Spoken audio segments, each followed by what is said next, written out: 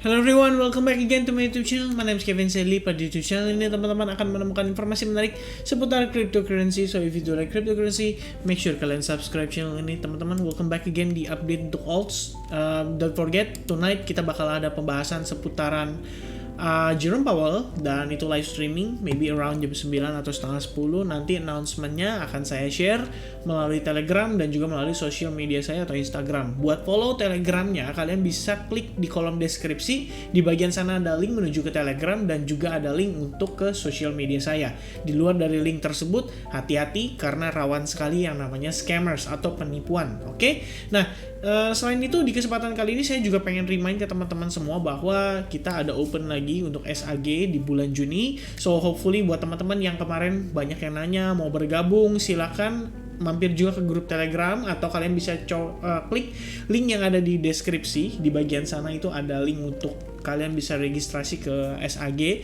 Dan sekali lagi saya pengen tekankan teman-teman, hati-hati, kita nggak pernah kontak langsung, kita nggak pernah kontak duluan untuk minta uang sama teman-teman, apalagi menawarkan staking, menawarkan investasi atau menawarkan titip dana, karena itu lagi lumayan banyak ya, apalagi kalau misalnya pas kita lagi open SAG atau registrasi SAG itu biasanya lumayan banyak.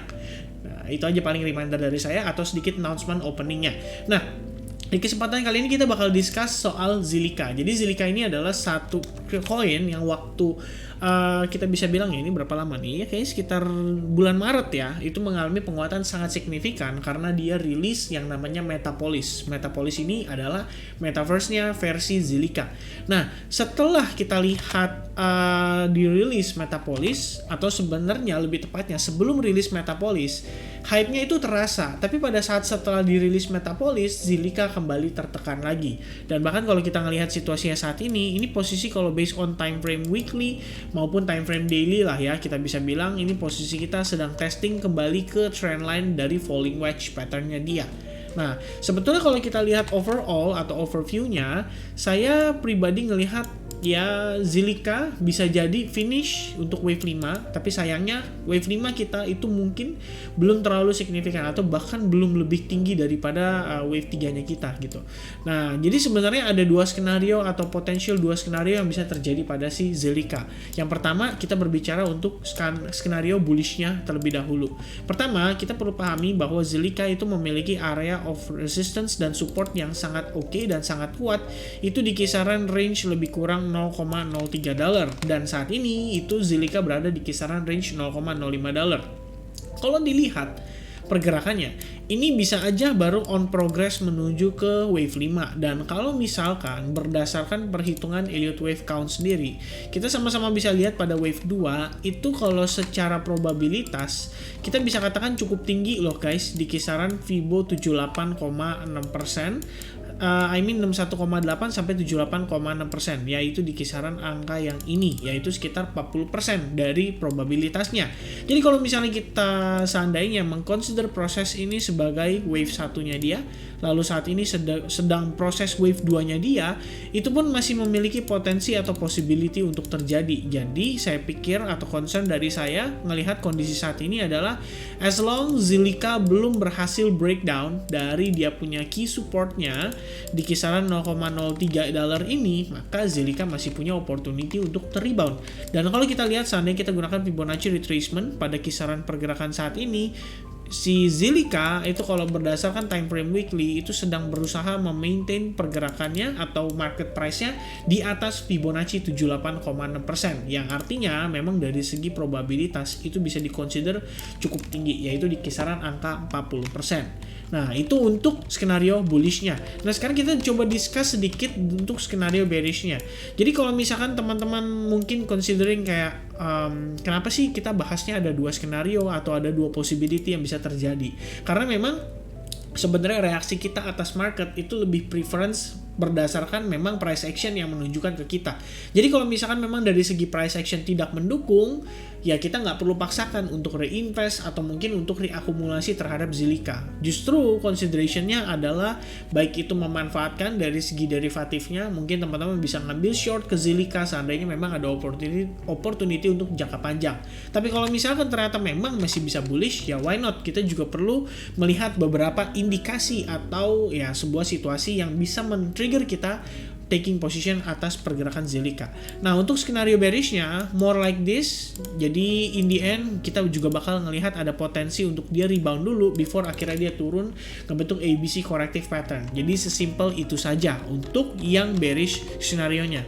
Nah, so far, kalau kita lihat di time frame daily saat ini, yang menjadi patokan saya adalah memperhatikan bagaimana Zilliqa akan bereaksi atas kisaran level Fibonacci 78,6%. Karena area tersebut lah yang saat ini menjadi concern saya. Kalau kita lihat, seandainya Zilliqa di sini gagal maintain, dan kalau kita perhatikan dengan seksama di sini berpotensi membentuk semacam bearish flag pattern, maka big potentialnya dia masih bisa turun lagi dan bahkan turun sampai ke kisaran level $0.03 seperti yang kita discuss pada bearish scenario-nya dia. Nah, cuman sebenarnya akan lebih ideal kalau misalkan Zilliqa di pump terlebih dahulu supaya bisa mendapati konfirmasi untuk lower high-nya dia. Karena saat ini kalau kita lihat memang sih di sini terlihat cukup jelas ya, ada lower high, lower sequence yang terbentuk. Cuman ini sebetulnya basically adalah berdasarkan untuk time frame yang lebih kecil atau untuk smaller time frame. Meanwhile, kalau misalkan untuk lower high, kita perlu lihat dia sekali lagi membuat konfirmasi seperti ini. So let's say maybe bisa jadi situasinya seperti semacam dead cat bounce, di mana dia mungkin akan tertahan di kisaran Fibonacci 50% before akhirnya dia melanjutkan penurunannya. Nah, itu menurut saya akan menjadi sebuah skenario yang lebih ideal.